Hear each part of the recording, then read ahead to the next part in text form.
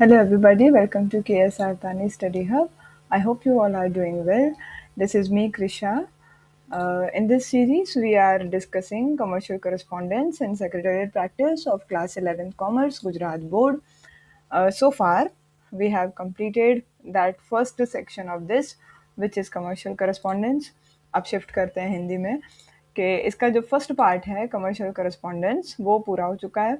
If you are interested, आपको पढ़ना है पूरा डिटेल में, तो link is in the description box, please go check it out. इस सीरीज़ में अब हम कर रहे हैं सेक्रेटरियल प्रैक्टिस को, जिसका आगे इन चैप्टर 1 हो गया है, उसका भी लिंक आपको डिस्क्रिप्शन में मिल जाएगा.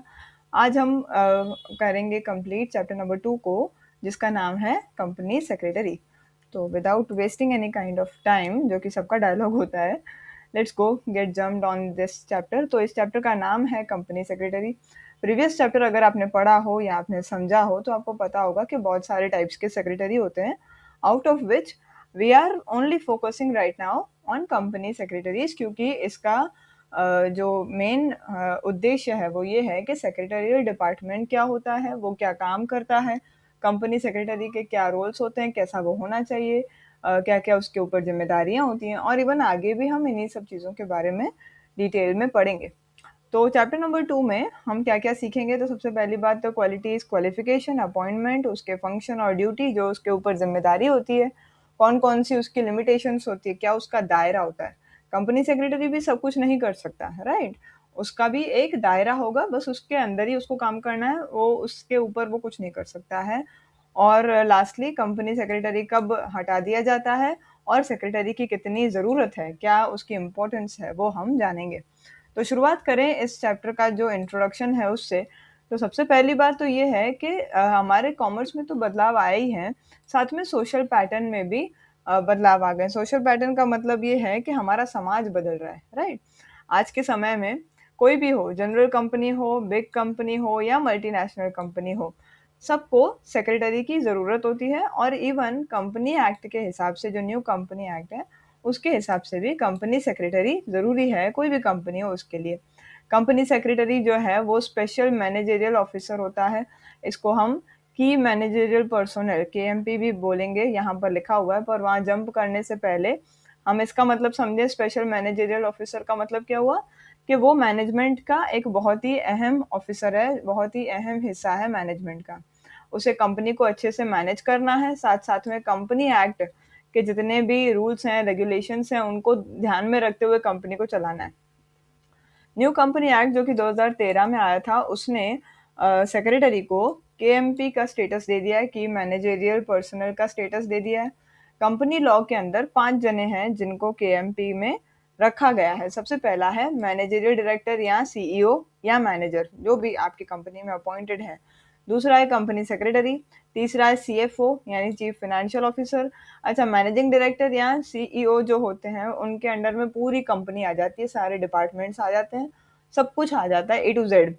कंपनी सेक्रेटरी के अंदर जो कानून की कार्रवाई के संबंधित जो चीज़ें होती है वो कंपनी सेक्रेटरी आता है. चीफ फाइनेंशियल ऑफिसर के अंडर में फाइनेंस को लेकर के, यानी पैसों को लेकर के सारी चीज़ें उसके अंडर में आती है. होल टाइम डायरेक्टर वो होता है जो डे टू डे फंक्शंस को देखता है, और कोई और ऑफिसर जो उन्होंने रखा हो. तो ये 5 जने ऐसे हैं जो कंपनी के लिए की मैनेजरियल पर्सनल होते हैं. कंपनी में कोई भी प्रॉब्लम होती है, लोग जाके इनको ही पकड़ते हैं. और कोई भी कंपनी का अच्छा कुछ होता है, कुछ बुरा भी अगर बाय चांस हो भी गया, तो they are the only persons who are responsible for that. और ऐसा बोल सकते हैं कि कंपनी सेक्रेटरी को यहाँ पर सेकंड पोजीशन दी गई है KMP में, कंपनी लॉ के हिसाब से. ये अगेन एक MCQ बन जाता है कि कंपनी सेक्रेटरी को कौन सी पोजीशन KMP में मिली है. बात करें क्वालिफिकेशंस और क्वालिटीज़ की, तो क्योंकि कंपनी सेक्रेटरी को KMP यानी कि की मैनेजरियल पर्सोनल में रखा गया है, तो उसकी रिस्पॉन्सिबिलिटी, उसका कामकाज बहुत ज़्यादा एग्जॉस्टिव है. एग्जॉस्टिव का मतलब है ये बहुत विशाल काम है, इससे इंसान को स्ट्रेस भी हो सकता है, but you have to manage somehow. इन रिस्पॉन्सिबिलिटीज़ को पूरा करने के लिए, इन जिम्मेदारियों को पूरा करने के लिए आपके पास एक क्वालिफिकेशन होना चाहिए, और एक्स्ट्रा क्वालिफिकेशन भी होना चाहिए, ताकि आप जॉब को अच्छे से कंपनी में कर पाएँ. तो ये कुछ क्वालिटीज़ और क्वालिफिकेशंस का उन्होंने एक चार्ट बना के रखा हुआ है, जिसको अब हम नीचे एकदम डिटेल में पढ़ेंगे, ठीक है. तो सबसे पहली जो इनकी पॉइंट है वो है गुड हेल्थ। गुड हेल्थ का मतलब क्या होता है कि क्योंकि आप कंपनी सेक्रेटरी हैं, आप चीफ एडमिनिस्ट्रेटिव हेड हैं, तो आपको अलग अलग लेवल पे बहुत ही ज़्यादा काम करना पड़ सकता है। कई बार इरेगुलरिटीज़ आ सकती हैं। इरेगुलरिटीज़ का मतलब है कभी काम कम होगा, कभी ज़्यादा होगा, तो कभी बहुत ज़्यादा भी होगा। तो क्योंकि आपको आपकी कमिटमेंट को पूरा करना है, जो आप कंपनी आपने हाथ में ली है उसको आपको सही से चलाना है, बहुत ज़्यादा हार्ड वर्क करना है, तो उसके लिए अच्छा हेल्थ बहुत ज़्यादा ज़रूरी है ताकि आप थक ना जाएँ। अगर आप फिज़िकली फिट होंगे तो आप मेंटली भी फिट होंगे, ये कहावत भी है ना? क्योंकि सेक्रेटरी जो है वो केएमपी में आता है, उसको कंपनी के सारे मैटर्स के बारे में पता होता है, each and every fact, each and every opinion सब उसको पता होता है, तो ये उसकी मॉरल ड्यूटी है। मॉरल ड्यूटी यानी उसका ये अंदर से होना चाहिए कि मुझे एक सच्चा इंसान बनना है, एक अच्छा मेरा कैरेक्टर होना चाहिए, मेरे हैबिट्स अच्छे होने चाहिए ताकि मुझसे दूसरे ऑफिसर्स मोटिवेट हो, मुझे देख करके उनको भी वैसा काम करने की इच्छा हो। उसको कंपनी का इंटरेस्ट देखना है, कंपनी का फ़ायदा जिसमें है वही काम उसको करना है, ना कि उसको खुद का फ़ायदा देखना है। और उसके लिए ऑनेस्टी बड़ी ज़रूरी चीज़ है। थर्ड थिंग जो आती है वो है अट्रैक्टिव पर्सनैलिटी। कंपनी सेक्रेटरी को बहुत सारे लोगों के साथ काम करना है। एग्जाम्पल है share holder, debenture holder, board of director, government officer, employ, general public, इन सबके साथ उसका इंटरेक्शन होता है, बातचीत होती है। साथ ही साथ बैंक, गवर्नमेंट डिपार्टमेंट और भी कई सारे प्रोफेशनल पर्सन्स होते हैं जो कंपनी से जुड़े होते हैं। और इन सबको एक तरह से अपने आप के साथ जोड़े रखने के लिए अच्छा दिखना बड़ा ज़रूरी है। पर्सनैलिटी आपकी अच्छी होनी चाहिए। आप अगर अच्छे दिखते होंगे तो सामने वाला आके आपसे बात करेगा, नहीं तो वो बात करने से पहले 10 बार सोचेगा। और इससे क्या होगा, अगर आपकी पर्सनैलिटी अच्छी होगी तो आप उनके लिए एक इम्प्रेसिव इंसान अपने आप बन जाएँगे, वो आपको देखते ही इम्प्रेस हो जाएँगे, आधी बात तो मन में मान ही चुके होंगे। चलिए बात करें इंटेलिजेंस की, तो क्योंकि आपको बहुत सारी चीज़ों के ऊपर ध्यान भी देना है। For example administrative function, business affairs, business का किससे क्या लेना-देना है, economic affairs, rules and regulations जो कंपनी के एक्ट के हैं, और साथ-साथ में पॉलिसी मैटर्स, यानी पॉलिसी मैटर्स का मतलब होता है कंपनी वही काम करे जो कंपनी एक्ट के हिसाब से सही है। कंपनी एक्ट कुछ और नहीं, एक पॉलिसी है, उसी के हिसाब से अपने को कंपनी चलानी है। तो ये सब करने के लिए सेक्रेटरी का इंटेलिजेंट होना बड़ा ज़रूरी है, और जो मैटर्स उसके सामने आते हैं उनको बड़े अच्छे से उसे टैकल यानी हैंडल करना एसेंशियल है, बहुत ज़्यादा ज़रूरी है। फिर बात करें डिसीजन पावर की, तो सही डिसीजन सही समय पे कोई भी काम के लिए लेना बड़ा ज़रूरी है। साथ ही साथ आपको पता होना चाहिए कि जो मैं डिसीजन ले रहा हूँ उससे कंपनी का अच्छा काम होगा, और आप उस जो आपके पास मौका आया उसका आप तुरंत फ़ायदा उठा पाएँगे। होना वो काफ़ी तेज़ होना चाहिए, प्लस उनके पास वैसा एक्सपीरियंस, वैसा नॉलेज होना चाहिए कि उनको भरोसा रहे कि मैंने जो डिसीजन लिया है सही लिया होगा और मेरी कंपनी के लिए वो सही रिजल्ट्स लेकर के आएगा। अगर सेक्रेटरी के पास क्विक यानी जल्दी और सही डिसीजन लेने का पावर है, तो वो 3 चीज़ों को बचा सकता है, वो है समय, उसके रिसोर्सेज़ और उसकी ताकत, एनर्जी। रिसोर्सेज़ का मतलब है उसके लोग सही तरह से काम करेंगे, उसकी जो चीज़ें हैं वो सही जगह पर काम पे लग जाएँगी। तो ये सब चीज़ों का फ़ायदा उसको मिलेगा just by taking one good proper decision at a time. फिर बात आती है एनालिटिकल कैपेसिटी की, कि सेक्रेटरी को कॉन्ट्रैक्ट्स और एग्रीमेंट्स बनाने, और उसके लिए उसे पता होने चाहिए कि इन एग्रीमेंट्स में जो अलग-अलग एस्पेक्ट्स होते हैं, जो अलग-अलग उसके भाग होते हैं, जो उसकी चीज़ें होती हैं, कौन-सी कहाँ लिखी जाएगी, कहाँ कैसी लैंग्वेज यूज़ होगी, कहाँ पर कैसे सेंटेंस को ड्राफ्ट करना है। तो ऐसी कोई भी अगर प्रॉब्लम भी आ जाए, एडमिनिस्ट्रेटिव या एग्ज़ीक्यूटिव प्रॉब्लम, एडमिनिस्ट्रेटिव होता है जहाँ पर सारी कागज़ी कार्रवाई होती है, जहाँ पर कागज़ों के ऊपर काम होता है। एग्जीक्यूटिव वो हिस्सा होता है जहाँ पर उन कागज़ों में जो लिखा गया था उसको रियल लाइफ में उतारा जाता है, उसको एग्जीक्यूटिव बोलते हैं। और इसीलिए उसे पता होना चाहिए कि कहाँ जो प्रॉब्लम हुई है, तो उसको कैसे अपने अनफोल्ड करेंगे, यानी कि उसको कैसे अपने सुधारेंगे, कैसे उसको परत दर परत जो है उस प्रॉब्लम की तह तक हम पहुँचेंगे, और आगे कोई ऐसी प्रॉब्लम वापस ना हो, ऐसा उसको डिसीजन, प्रूडेंट डिसीजन का मतलब होता है सही और जल्दी वाला डिसीजन, उसको एज़ पर द सिचुएशन उसको डिसीजन लेना है। अगर सेक्रेटरी के पास ऐसी काबिलियत नहीं है, तो पॉसिबल है कि वो गलत डिसीजन ले लेगा। फिर बात आती है एंथुसियाज़्म की। अगर कंपनी सेक्रेटरी खुद एनर्जेटिक होगा, खुद उसके अंदर बहुत ज़्यादा ताकत होगी, तो ही वो दूसरों को मोटिवेशन दे पाएगा, जिन लोगों के अंदर एंथुसियाज़्म नहीं होता, वो काम को बहुत ज़्यादा भारी भरकम बना देते हैं, बर्डनसम बना देते हैं, जबकि जो एनर्जेटिक पर्सन होता है वो काम को आसान बना देता है। बात करें लॉयल्टी की, तो क्योंकि कंपनी सेक्रेटरी केएमपी में आता है, तो उसके पास बहुत सारी ऐसी इंफॉर्मेशन होती है जो काफ़ी सेंसिटिव है, दूसरों को बताने लायक नहीं होती है, और इसलिए लॉयल्टी यानी कि वफादारी बड़ी ज़रूरी है। उसे इस इंफॉर्मेशन को कोई दूसरी कंपनी जो कि उनकी कॉम्पिटिटर है, जो उनके राइवल कंपनी है, उनको नहीं देनी है वो सारी इंफॉर्मेशन अपने फ़ायदे के लिए।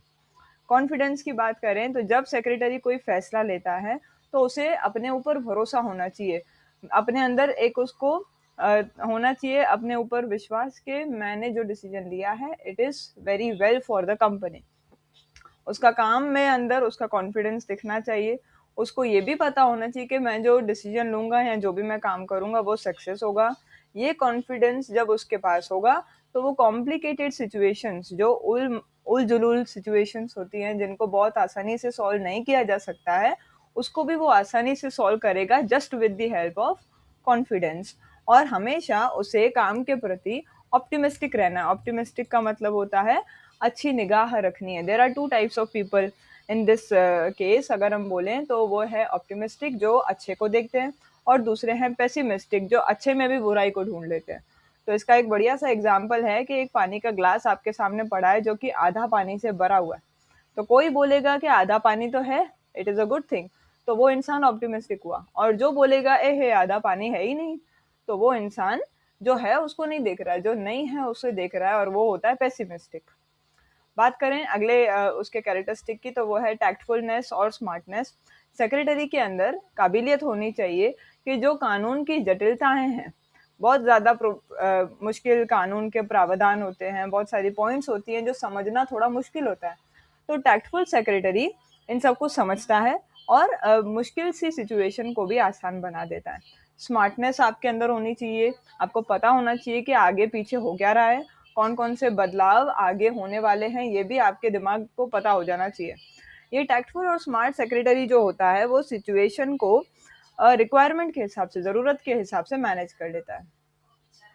फिर आगे बात करें फोरसाइट की, तो कंपनी सेक्रेटरी को कंपनी के सारे डे टू डे फंक्शंस के बारे में पता होता है, और इसीलिए उसे पता होना चाहिए कि आज मैंने जो डिसीजन लिया उसका आगे फ्यूचर में क्या रिजल्ट निकल के आने वाला है। डन। बात करें नेक्स्ट उसके कैरेक्टरिस्टिक की, तो वो है लीडरशिप। कंपनी सेक्रेटरी किस में आता है? केएमपी में आता है। हाईली रैंक्ड रिस्पॉन्सिबल ऑफिसर है वो, बहुत ज़्यादा ऊपर की लेवल का इंसान है, प्लस रिस्पॉन्सिबल ऑफिसर का मतलब क्या हुआ, उसके ऊपर बहुत ज़्यादा जिम्मेदारियां भी हैं। तो उसे एक क्वालिटी होनी चाहिए उसके अंदर कि उसे काम जो है सही से और समय पे दूसरों से निकलवाना है, दूसरे ऑफिसर से, और इसके लिए उसके अंदर लीडरशिप क्वालिटी होनी चाहिए। एग्जाम्पल है कॉपरेशन, दूसरों के साथ मिलके काम करिए। करेजियसनेस, दूसरों को हिम्मत दीजिए that you can do this, right. और दूसरों को मोटिवेट करने की ताकत आपके अंदर होनी चाहिए। अल्टीमेटली जब आप सही समय पर सारी चीज़ों को पूरा करेंगे तो आप खुद की हेल्प कर रहे हैं, आप अपने आप को मुश्किलों से बचा रहे हैं। अगला जो भाग आता है वो है क्वालिफिकेशन। तो कंपनी एक्ट के अंदर मिनिमम क्वालिफिकेशन सीएस की दी हुई है। यूजुअली सीएस जो हैं इन क्वालिफिकेशन से ज़्यादा ही पढ़ाई कर लेते हैं। क्यों? क्योंकि उन्हें अपनी जिम्मेदारी सही से पूरी करनी होती है। तो ये जो क्वालिफिकेशन है ये पढ़ाई से और ट्रेनिंग से, और सीएस को जब वो सीएस पढ़ाई करते हैं तो सीएस में पढ़ाई के साथ साथ ट्रेनिंग भी दी जाती है। तो ये सारी क्वालिफिकेशंस हैं। सबसे पहली है एजुकेशनल। एजुकेशनल के अंदर आपके पास एक certificate of institute of company secretary होना चाहिए। इसको हम शॉर्ट भाषा में अगर हम बोलें तो इसको बोलते हैं आईसीएसआई, है ना। आईसीएसआई वो है जो institute of company secretary of India है, और ये जो है सारे सीएस को पास करती है। इनका नाम है शॉर्ट में आईसीएसआई। तो ये जो है वो सर्टिफिकेट उनको देगा, और उसके बाद वो इंसान जो है वो कंपनी सेक्रेटरी बन जाएगा। उसके साथ साथ वो एलएलबी की डिग्री भी करते हैं। डिग्री ऑफ लॉ का मतलब है एलएलबी की डिग्री होना। क्यों? क्योंकि उनको एग्रीमेंट्स, लीगल डॉक्यूमेंट्स, कॉन्ट्रैक्ट्स और बाकी के सारी चीज़ें देखनी होती हैं, इसीलिए एलएलबी उनको काम आता है। अगला उनको आना चाहिए अकाउंटिंग का नॉलेज, क्योंकि जो अकाउंट्स की बुक्स हैं वो रूल्स और रेगुलेशंस जो कंपनी एक्ट के में अंदर दिए हुए हैं उसके हिसाब से अकाउंट्स की बुक्स बनती हैं। और उसके बाद ही आप उसको सही समय पर ऑडिट करवा पाएंगे। अच्छा, ऑडिट कौन करता है अगर ये पूछा जाए आपसे, तो वो है सीए, यानी कि चार्टर्ड अकाउंटेंट। तो ये सब जिम्मेदारियां सीएस की होती हैं, और अगर अकाउंट्स सही समय पर प्रिपेयर हो जाते हैं, ऑडिट हो जाते हैं, तो सेक्रेटरी जो है इन्हीं ऑडिट्स को शेयर होल्डर्स के सामने दिखाता है। कब? एनुअल जनरल मीटिंग में, जिसको हम शॉर्ट में एजीएम कहते हैं। ये साल में एक बार पक्का होती है, और ये सब वो तभी कर पाएगा जब उसके पास अकाउंट्स का बेसिक नॉलेज होगा। आगे बात करें ऑफिस एडमिनिस्ट्रेशन का knowledge. Company secretary administrative office का चीफ है। एडमिनिस्ट्रेटिव का मतलब मैंने बताया, जहाँ पर कागजों के ऊपर काम होता है वो एडमिन ऑफिस होता है। उसे पता होना चाहिए किसको कितना काम देना है, कैसे पूरे काम को कोऑर्डिनेट करना है, कैसे काम एक साथ आगे बढ़ेगा अलग अलग डिपार्टमेंट्स के बीच में, उसके पास ही काबिलियत होनी चाहिए। तो इसके लिए कंपनी सेक्रेटरी के पास ऑफिस एडमिन का भी नॉलेज होना ज़रूरी है, ताकि वो प्रॉब्लम्स जो उस ऑफिस में पैदा होंगी उनको वो सॉल्व कर सके। और प्रॉब्लम हर जगह होती है, सॉल्व करने वाला भी हर जगह होता है। मीटिंग मैनेजमेंट की बात करें तो कंपनी सेक्रेटरी को अलग अलग मीटिंग्स अरेंज करनी होती है। फॉर एग्जांपल किसके साथ? Board of director, share holder, creditor. In meetings में मीटिंग से पहले, मीटिंग के दौरान और मीटिंग के बाद अलग अलग जिम्मेदारियां सेक्रेटरी की होती है। सबसे पहले मीटिंग से पहले वो क्या करेगा? नोटिस इशू करेगा, वो एजेंडा बनाएगा कि मीटिंग होनी क्यों है। फिर उसके बाद मीटिंग के दौरान वो मिनट्स लिखता है, जो जो इम्पोर्टेंट पॉइंट्स हैं मीटिंग्स की। इन मीटिंग्स के दौरान उसे ध्यान रखना है कि सारे रूल्स और रेगुलेशंस, जो कोरम यानी कि सिटिंग अरेंजमेंट, किस प्रकार से उनको बातचीत करनी है, कोई नहीं आया तो उसकी जगह पे कौन आएगा, वो प्रॉक्सी है, किसका कितना वोटिंग राइट है, ये सब का ध्यान कौन रखेगा? सीएस रखेगा। और इसके लिए उसको मीटिंग मैनेजमेंट का नॉलेज होना चाहिए। वेरियस एक्ट्स की बात करें तो अलग अलग जो कानून हैं हमारे, उनका भी नॉलेज सीएस के पास होना चाहिए। आज के समय में बड़ा ज़रूरी है कंपनी को सही से चलाने के लिए। उनमें से भी हम बात करें तो Indian contract act, SEBI, sales of goods act, stamp duty, PF act, VAT का जो अभी तो नहीं है, जीएसटी है, सर्विस एक्ट, ये सब आपको कानून के बारे में ज़्यादातर पता होना चाहिए। कंपनी सेक्रेटरी को अगर अपनी जॉब सही से करनी है और कानून के दायरे में रह करके करनी है, तो ये कानूनों का जो नॉलेज है, उससे वो अपनी कंपनी को आगे चल करके जो लीगल हर्डल्स हैं, जो कानूनी परेशानियां खड़ी होंगी, उससे वो बचा पाएगा। आगे बात करें knowledge of economical and political affairs. Company society के अंदर होती है और सोसाइटी का ही एक हिस्सा होती है। उसके अंदर बहुत सारे सेक्शन सोसाइटी के उसके अंदर ही होते हैं, और कंपनी सोसाइटी के इन सारी बातों से अफेक्ट होती है। कौन सी? इकोनॉमिक और पॉलिटिकल। सोसाइटी में कामकाज को लेकर के, पॉलिटिकल यानी राजनीति, इकोनॉमिक यानी पैसों के रिलेटेड, तो ये सारी चीज़ों से कंपनी अफेक्ट होती है। तो सेक्रेटरी को पता होना चाहिए कि अभी हो क्या रहा है प्रेजेंट में, और आगे जाकर के क्या होने वाला है, कैसे सिचुएशन बदलेगी। और इसीलिए बोर्ड ऑफ डायरेक्टर जो है, उसे वो सही समय पे बता पाएगा, सिचुएशन को हैंडल कर पाएगा, और जो आने वाली सिचुएशन है उससे वो कुछ मुनाफा हासिल कर पाएगा। करंट इश्यूज को हम नॉर्मल बोलते हैं करंट अफेयर्स, कि what is going on around you, आपके दुनिया में चल क्या रहा है। करंट अफेयर्स से भी कंपनी का डेवलपमेंट जो है वो अफेक्ट होता है।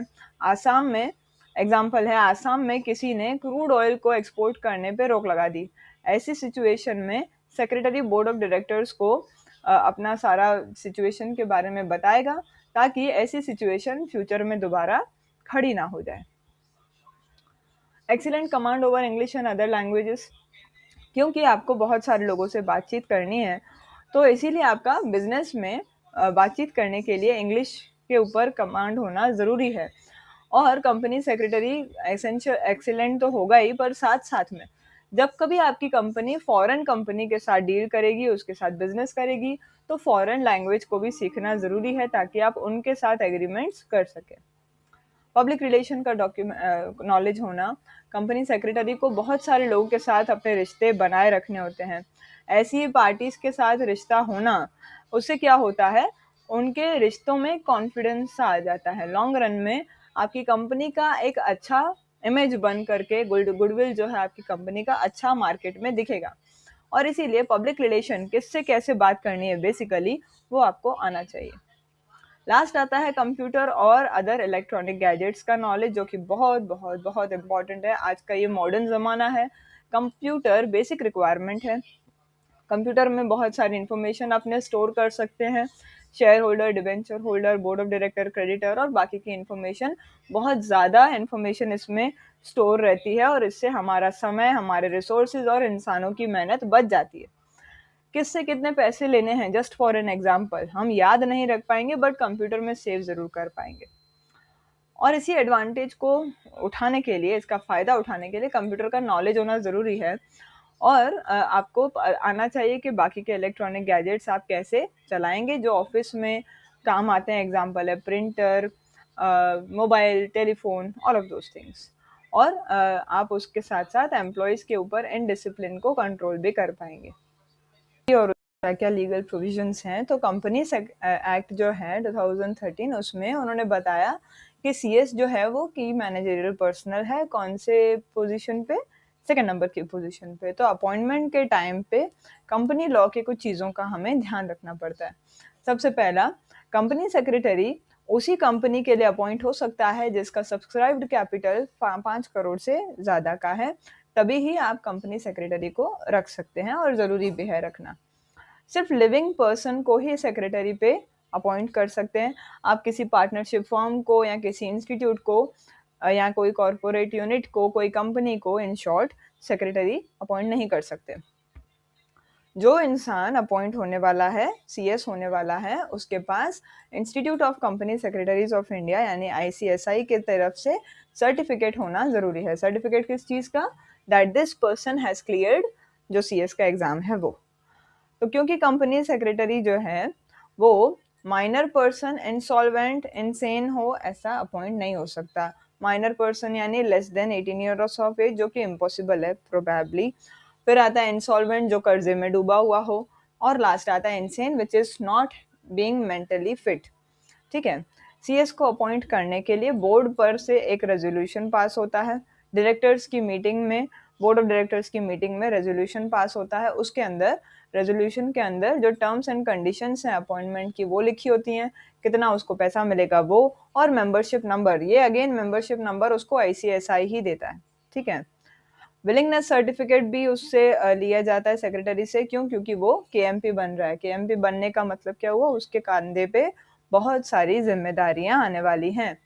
रजिस्ट्रार ऑफ कंपनी के पास हम MGT 14 अलॉन्ग विद रेजोल्यूशन, जो अभी रेजोल्यूशन के ऊपर बात हुई बोर्ड ऑफ डायरेक्टर के अंदर, और साथ साथ में जो कंसर्न लेटर की अभी यहीं पर बात हुई, जो पॉइंट नंबर 6 है वही कंसर्न लेटर है। तो ये सारे रजिस्टर होते हैं कहाँ पर? रजिस्ट्रार ऑफ कंपनीज के अंदर। MR1 और willingness letter to work as KMP और बोर्ड ऑफ जो डायरेक्टर वाला ये जो फॉर्म है, इन सबको 60 डेज में हमें रजिस्टर करना होता है। किसके पास? रजिस्ट्रार ऑफ कंपनीज के पास। बात करें कि कंपनी सेक्रेटरी के क्या फंक्शंस और ड्यूटीज होते हैं, तो सीएस का बड़ा इंपॉर्टेंट पोजीशन है कहाँ? प्राइवेट लिमिटेड कंपनी में, पब्लिक लिमिटेड कंपनी में, साथ ही साथ मल्टीनेशनल कंपनी में भी।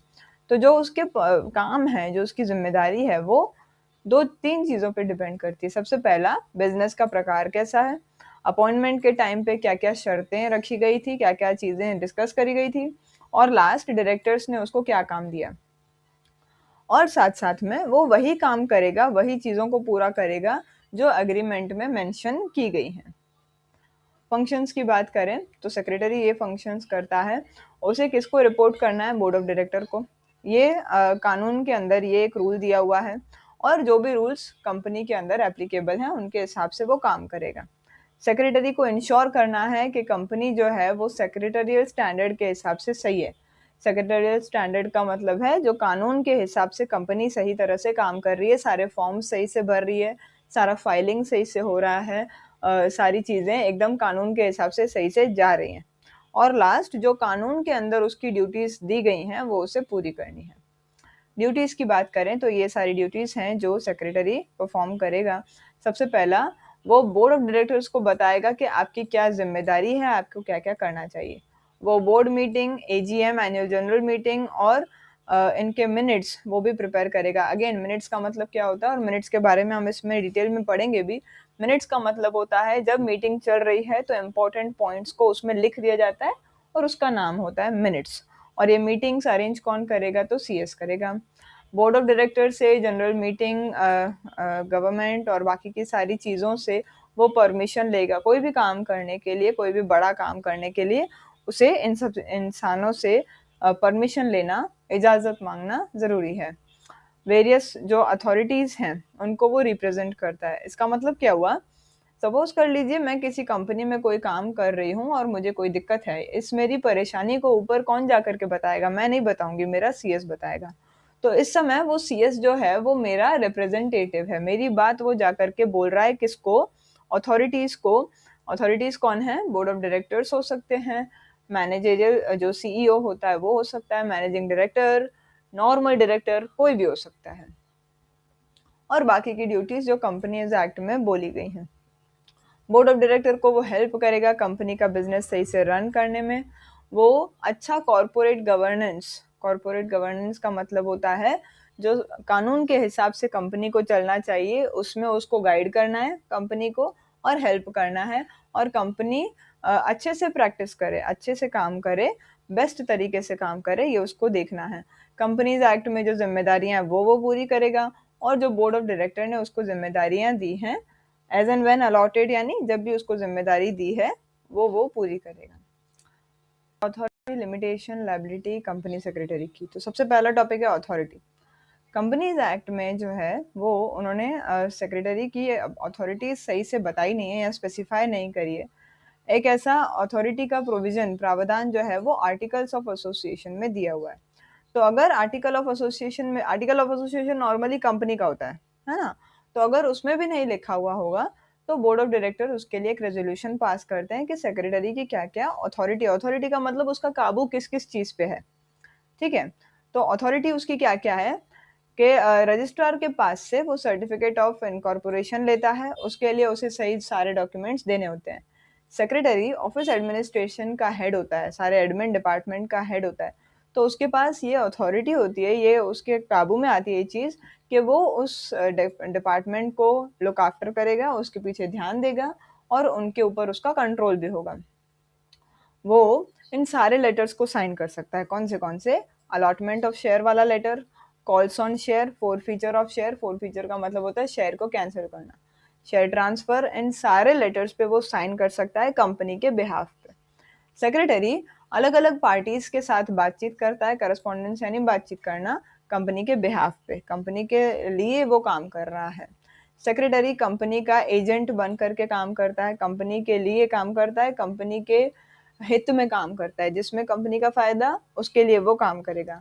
कंपनी जो है वो अगेन रिस्पॉन्सिबल होगी, सेक्रेटरी जो जो करेगा उसके लिए जिम्मेवार कौन होगी, कंपनी होगी। अगर सेक्रेटरी ने कुछ गलत कर दिया तो भुगतेगा कौन, कंपनी भुगतेगी। और जो जो सेक्रेटरी को पावर मिलती है वो देता कौन है, तो बोर्ड ऑफ डायरेक्टर देते हैं। सेक्रेटरी बोर्ड ऑफ डायरेक्शन के हिसाब से ही सारा का सारा काम एग्जीक्यूट करता है, काम को आगे बढ़ाता है। अब आता है लिमिटेशन। अगर बोर्ड ऑफ डायरेक्टर ने बोला नहीं है तो सेक्रेटरी कोई भी मीटिंग अपनी इच्छा से नहीं कर सकता। सेक्रेटरी अपनी इच्छा से दूसरों से पैसे नहीं ले सकता है, कंपनी के लिए ही भले क्यों ना लेना हो, पर वो नहीं ले सकता।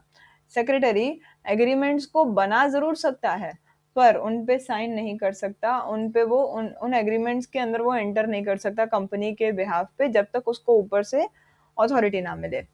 कंपनी कोई भी डिसीजन पॉलिसी मैटर्स पे नहीं ले सकता। पॉलिसी मैटर्स का मतलब होता है किसको कितना सैलरी मिलेगा, ऑफिस वर्क रिलेटेड कल्चर जो है वो कैसा होगा। जो एग्रीमेंट्स सेक्रेटरी को अगर मान लीजिए कोई पावर नहीं मिली फिर भी उसने साइन कर दिए या वो उसने आगे बढ़ा दिए, तो वो एग्रीमेंट्स नल एंड वॉइड हो जाएंगे, उनका कोई मतलब नहीं रह जाएगा और कंपनी भी उसके लिए जिम्मेदार नहीं रहेगी। क्योंकि सपोज कर लीजिए आप सेक्रेटरी हैं, आपने कोई एग्रीमेंट पे साइन कर दिया बिना बोर्ड ऑफ डायरेक्टर से पूछे, आगे चल के अगर उनको पता चलता है भले ही वो एग्रीमेंट अच्छा क्यों नहीं निकले, फिर भी कंपनी उसके लिए जिम्मेदार नहीं होगी क्योंकि बोर्ड ऑफ डायरेक्टर ने आपको रजामंदी नहीं दी थी।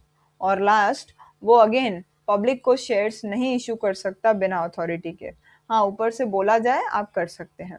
लाइबिलिटीज देखिए कौन कौन सी हैं। अगर वो कंपनी एक्ट के कोई भी प्रावधान को उल्लंघित करता है, उसकी बात नहीं मानता है, तो जिम्मेवार कौन होगा, सीएस। कंपनी सेक्रेटरी ही जिम्मेदार है अगर वो रजिस्ट्रार ऑफ कंपनीज के पास सही डॉक्यूमेंट सही समय तक नहीं पहुंचाता तो। कंपनी सेक्रेटरी ही जिम्मेदार है अगर वो अपने पावर को मिसयूज करता है या कमीशन सीक्रेटली लेता है। कमीशन लेने का मतलब कोई काम करने के बदले में मैं एक्स्ट्रा पैसे आपसे चार्ज करूं तो मेरा ये गुनाह है, उसके लिए मुझे पनिशमेंट मिल सकती है, फाइन लग सकता है और मैं जेल में भी जा सकती हूँ। सेक्रेटरी उसके लिए भी जिम्मेदार है अगर उसने कोई काम अपने पावर से ऊपर जा करके किया, उसने फंड को मिस अप्रोप्रिएट किया यानी इधर का उधर पैसा किया, उसने फ्रॉड किया, तो उन सब के लिए वो जिम्मेदार होता है। सेक्रेटरी जिम्मेदार है अगर कंपनी को कोई नुकसान होता है जब उसने अपनी जिम्मेदारियों को नजरअंदाज करा तभी। ऐसे में जो नुकसान हुआ उसकी भरपाई कौन करेगा? सीएस करेगा। सीएस ही जिम्मेदार होता है अगर उसने मीटिंग के दौरान सही रिकमेंडेशन नहीं दिए। जो रिकमेंडेशन का मतलब होता है, अगर सपोज कर लीजिए मैं सीएस हूँ, मुझे कोई चीज पता है कि यहाँ ये गलत बात हो रही है और बोर्ड ऑफ डायरेक्टर उस गलत बात को नहीं जानते हैं, तो I have to tell them कि ये हो रहा है, आपको ऐसा करना चाहिए, उनको सुझाव देना है। या तो मिनट्स ऑफ मीटिंग में भी अगर मुझसे कोई भूल होती है तो मेरी गलती है। सेक्रेटरी ही जिम्मेदार है अगर उसने एनुअल रिपोर्ट्स जनरल मीटिंग में सही समय पे नहीं दिखाई। सेक्रेटरी ही जिम्मेदार है अगर उसने डॉक्यूमेंट्स में कोई गलत बदलाव कर दिए तो। अब बात करें टर्मिनेशन की, तो क्योंकि जब उसको अपॉइंट किया गया था तो बोर्ड ऑफ डायरेक्टर्स ने एक रेजोल्यूशन पास किया था। यूजुअली उसका अपॉइंटमेंट जो है वो भी ऐसे ही खलास खत्म हो जाएगा।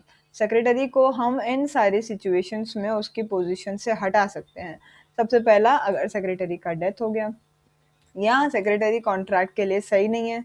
तीसरा, सेक्रेटरी ने खुद रिजाइन कर दिया। चौथा, कंपनी उसको टर्मिनेशन का नोटिस दे रही है। नोटिस का मतलब है we are giving you 1 month of time, you can leave your job and find a new job within this 1 month। अगर सेक्रेटरी ने कंपनी के अंदर या कंपनी के साथ कोई फ्रॉड या मिस अप्रोप्रिएशन किया, मिस अप्रोप्रिएशन का मतलब है गलत काम करना, चाहे वो इंफॉर्मेशन को इधर से उधर करना हो या पैसों को इधर से उधर करना हो।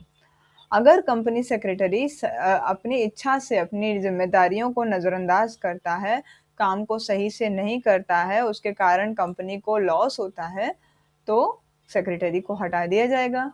अगर सेक्रेटरी कंपनी लॉ के जितने प्रावधान हैं उनका उल्लंघन करता है, उनको मानता नहीं है, कभी कोई सीक्रेट प्रॉफिट या कमीशन मान लीजिए कंपनी सेक्रेटरी ने ले लिया या कंपनी के नाम पे उसने दूसरों से पैसे हैंठे हैं, जब कंपनी जो है या तो कंपनी बंद हो जाए, लिक्विडेशन में चली जाए या लीगली बंद हो जाए, लिक्विडेशन का मतलब है डूब जाना, तब भी सेक्रेटरी हटा ही दिया जाएगा। अब कंपनी नहीं है तो सेक्रेटरी क्या रह करके करेगा।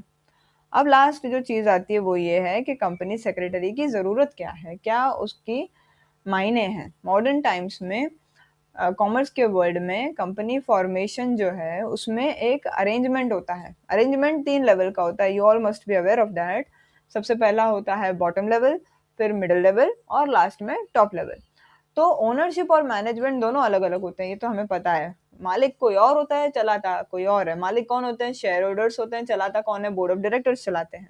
शेयर होल्डर्स हमारे ओनर्स हैं और वो मैनेजमेंट में इन्वॉल्व नहीं होते हैं। मैनेजमेंट कौन करता है? बोर्ड ऑफ डायरेक्टर का बोर्ड ऑफ डायरेक्टर्स के लोग करते हैं। कंपनी का एक आर्टिफिशियल पर्सनैलिटी है, वो एक इंसान तो है पर किसका बनाया हुआ? कानून का बनाया हुआ, कंपनी लॉ का बनाया हुआ। तो इसलिए सर्टिफिकेट एक में चाहिए होता है इनकॉर्पोरेशन का, जो कि कौन देता है? सेक्रेटरी लेता है। किससे? आरओसी यानी रजिस्ट्रार ऑफ कंपनी से लेता है। और ये लेने के लिए उसे सारे लीगल डॉक्यूमेंट्स और सारी फॉर्मेलिटीज पूरी करनी होती हैं। फॉर्मेलिटीज का मतलब है सारे फॉर्म्स वगैरह को फिलअप करना होता है। सेक्रेटरी हमारे बोर्ड ऑफ डायरेक्टर्स का एक फ्रेंड है, फिलोसोफर है और गाइड है। फिलोसोफर का मतलब होता है वो हमें बहुत सारी इन्फॉर्मेशन देता है और हमें आगे गाइड करता है। क्यों? क्योंकि उसके पास बहुत से कानूनों का नॉलेज है, टेक्निकल एस्पेक्ट्स जो कंपनी के अंदर चल रहा है और अच्छा एक्सपीरियंस भी है। सेक्रेटरी एक कोऑर्डिनेटिंग लिंक की तरह है, किसके बीच में? शेयर होल्डर और बोर्ड ऑफ डायरेक्टर्स के बीच में। वो शेयर होल्डर्स की मीटिंग करता है, मिनट्स बनाता है, करस्पॉन्डेंस करता है यानी बातचीत करता है और नेसेसरी इंफॉर्मेशन शेयर होल्डर्स को देता है। सेक्रेटरी शेयर ट्रांसफर करता है, राइट शेयर अलॉट करता है। राइट शेयर अलॉटमेंट एक नाम है, राइट शेयर्स का ही एक प्रकार है। बोनस शेयर का डिस्ट्रीब्यूशन करता है ऑन बिहाफ ऑफ कंपनी। ये सारे काम वो कंपनी के बिहाफ पे कर रहा है और इससे सेक्रेटरी जो है वो एक अच्छा रिलेशन बना लेता है शेयर होल्डर और बोर्ड ऑफ डायरेक्टर्स के बीच में, और इससे कंपनी का प्रोग्रेस भी बड़ा अच्छे से हो जाता है। नेक्स्ट जो आता है वो ये है कि सेक्रेटरी पीआरओ है, यानी पब्लिक रिलेशन ऑफिसर है, वो सबके बीच में रिलेशनशिप को बनाए रखता है। सेक्रेटरी कंपनी का अच्छा रेपुटेशन मेंटेन करके रखता है, और ऐसा वो कैसे करेगा, अच्छे से कंपनी को चला के। सेक्रेटरी लीडरशिप देगा, उसके अंदर वो जील होगी टू डू समथिंग न्यू, कुछ अच्छा कुछ बड़ा करने का उसका जज्बा होगा, लीडरशिप क्वालिटी होगी। एम्प्लॉयज़ के बीच में डिसिप्लिन लेकर के आएगा, काम को वो बांटेगा, डिवीजन ऑफ वर्क करेगा, और साथ साथ में जो कंपनी के ऑब्जेक्टिव्स हैं, कंपनी बनी क्यों है, क्या उसका उद्देश्य है, उसे वो बड़ी मेहनत से हासिल करने के लिए काम करता है। सेक्रेटरी अलग अलग फॉर्म, स्टेटमेंट, डॉक्यूमेंट किसको जमा करता है, आरओसी को, सही समय पे, और कंपनी लॉ के हिसाब से वो काम करता है।